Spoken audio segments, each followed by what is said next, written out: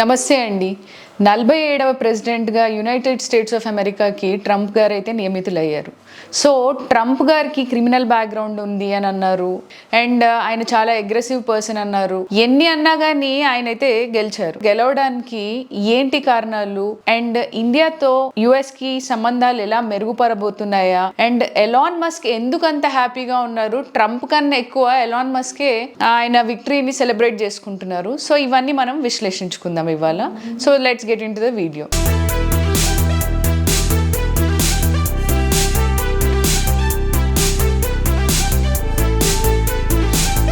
Thank you.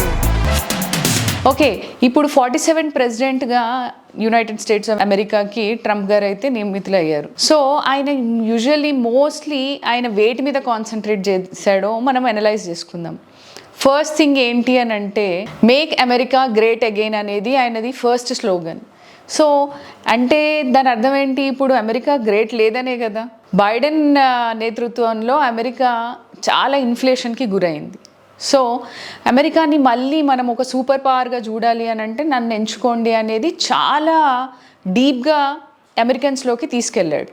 And ఇంకోటి ఏంటి అంటే సెకండ్ థింగ్ ఇన్ఫ్లేషన్, ప్రతిదీ ధరలు పెరిగిపోవడము, కాస్ట్ ఆఫ్ లివింగ్ పెరిగిపోయింది లాస్ట్ 4-5 ఇయర్స్లో.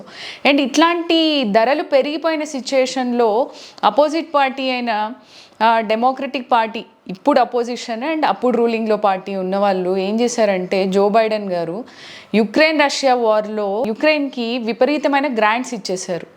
$17,500 lakh ఇచ్చారు.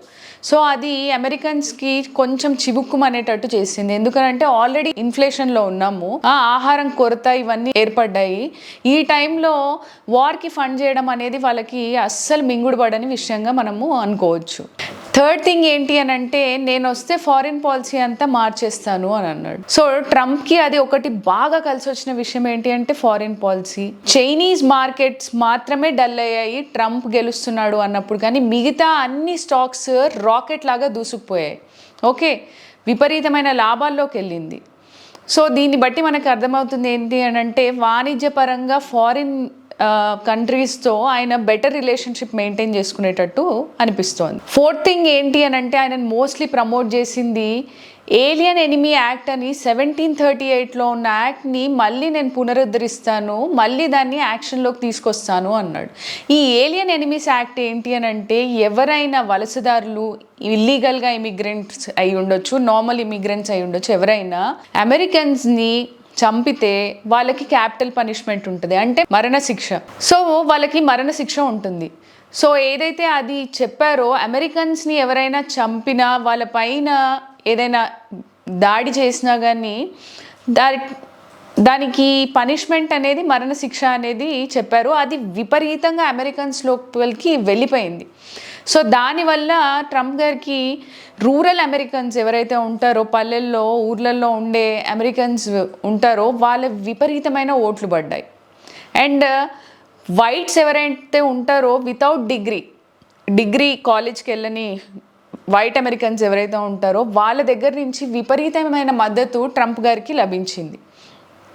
And coming to fifth thing ఏంటి అని అంటే వార్. ఏదైతే వార్ ఉందో నేను వార్కి ఇష్టపడను, నేను సహకరించను వార్కి, నాకు డిప్లొమసీ అనేదే ఇష్టము, నేను మాట్లాడి సాల్వ్ చేసుకుంటాను కానీ వార్కి దిగను అనేది ఒకటి. అంత అగ్రెసివ్ మనిషి కూడా నాకు వార్ అనేది ఇష్టం లేదు అని చెప్పేసరికి అది అమెరికన్స్ని విపరీతంగా అట్రాక్ట్ చేసిందని చెప్పాలి.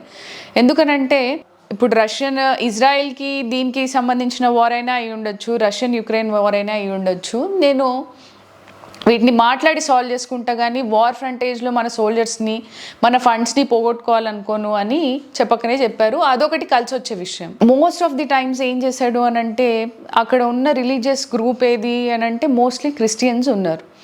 ఐ లవ్ క్రిస్టియన్స్ అనేది డైరెక్ట్గా సభలోనే చెప్పేశారు. సో ఆ క్రిస్టియన్ పీపుల్ కమ్యూనిటీని విపరీతంగా అట్రాక్ట్ చేసినట్టు అయింది. అండ్ ఇండో అమెరికన్స్ కూడా చాలా కీలక పాత్ర పోషించారు. సో వాళ్ళని అట్రాక్ట్ చేయాలి అని అంటే మోడీతో ఉన్న సంబంధాలు అయి ఉండొచ్చు. నాకు మోడీతో చాలా మంచి సంబంధాలు ఉన్నాయి. He's a good leader, he's like a fatherly figure, but he's total killer వాళ్ళ కంట్రీ జోలికి వస్తే ఇట్లాంటివన్నీ విపరీతంగా అట్రాక్ట్ చేశాయి. అండ్ ఎలక్షన్స్కి ఒక 2 days ముందు నేను ప్రో హిందూ అని డిక్లేర్ చేసేసారు. సో అది బాగా అట్రాక్ట్ చేసింది అక్కడ ఇండో అమెరికన్స్ని. అండ్ ద లాస్ట్ థింగ్ అయినది మోస్ట్లీ ఇన్ఫ్లుయెన్షియల్ చేసింది ఏంటంటే స్వింగ్ స్టేట్స్లో ఎవరు లీడ్ చేస్తారో వాళ్ళే అమెరికా అధ్యక్ష పదవిని అలంకరించబోతున్నారు అని అన్నారు. 7 స్వింగ్ స్టేట్స్ ఏవైతే ఉన్నాయో, నెవడా, కెరోలినా, విస్కాన్సిన్, జార్జియా, ఇలాంటి స్టేట్స్ అన్నిటిని 7 స్టేట్స్ని ట్రంప్ గారే లీడ్ చేయడం జరిగింది. అన్ని చోట్ల ఆయనే గెలిచారు. అంటే ఈ తటస్థమైన సిచ్యుయేషన్స్లో 2 పార్టీస్కి ఈక్వల్ మెజారిటీస్ ఉండే వాటిని స్వింగ్ స్టేట్స్ అంటారు. ఆ స్వింగ్ స్టేట్స్లో మెజారిటీ ట్రంప్ గారే ప్రూవ్ చేసుకోవడం జరిగింది. అయితే ఇవన్నీ పక్కన పెడితే ఎలాన్ మస్క్ మాత్రము ఎందుకంత సెలబ్రేట్ చేసుకుంటున్నాడు as if he's a president rather than Trump గారి కన్నా ఆయన ఎక్కువ సెలబ్రేట్ చేసుకుంటున్నారు ఆయన విక్టరీని అని అంటే, ఫస్ట్ ఆఫ్ ఆల్ ట్రంప్కి most of the funding Elon Musk ఇచ్చాడు. అండ్ ఎలాన్ మస్క్ని డెమోక్రటిక్ పార్టీ వాళ్ళు ఈయన ఒక ఇల్లీగల్ ఇమిగ్రెంట్, మేము అధికారంలోకి వస్తే ఈయన జైలుకి పంపిస్తాము, ఆయన కంపెనీస్ అన్నింటినీ నేషనలైజ్ చేస్తాము అని అన్నాయి. ఆయనను ఒక క్రిమినల్గా చూసాయి.